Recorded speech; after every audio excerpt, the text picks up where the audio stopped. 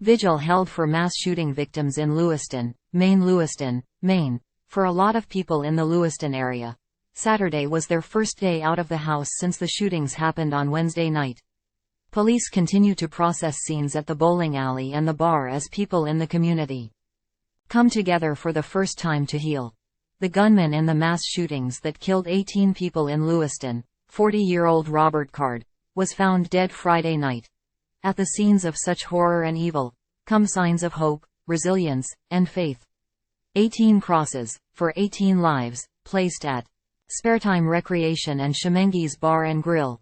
13 more people were injured in the shootings. Bre Allard is a teacher in Lewiston, and made the memorials. I said to my kids, let's make some posters for the victims, and I kept the list going, Allard said. One of the signs there has all the names of the victims, and I kept adding to it once we found out more information. One town over in Lisbon, hundreds coming together for a vigil Saturday night. They hugged, lit candles and prayed. The grief is just setting in. It's hard.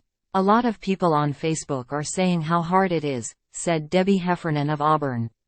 Our daughter is 10. She was very scared and didn't want to come out of her room. She was staying away from windows. Basically just a giant sigh of relief, said Jake Deshane of Wells. As the community mourns, investigators provided updates on how they found the suspect's body. He was in the back of a trailer at the Maine Recycling Corporation in Lisbon, about a mile from where he ditched his car the night of the shootings. Card used to work there. State officials say they found him with 2 firearms. CBS News reports he shot himself in the head. The area was cleared by investigators twice, but they didn't search the property across the street. The state questioned on how they missed it. I will for the rest of my life be looking at this event and saying, could we have done this different? Could we do that different? Said Mike Sawchuk, commissioner of the Maine Department of Public Safety.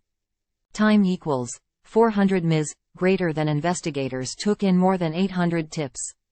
At least 3 of them from the suspect's family. They were the first to call to identify him. A dozen search warrants were completed. One leading to a note in the suspect's home left for his son containing Card's cell phone password and banking information. I wouldn't describe it as an explicit suicide note, but the tone and tenor was that the individual was not going to be around, Sawchuk said.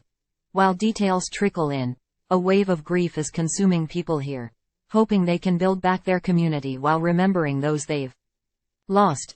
Maybe immediately you kind of feel a sense of relief, but there is still great sadness about the whole situation, said Jordine True of Topsom.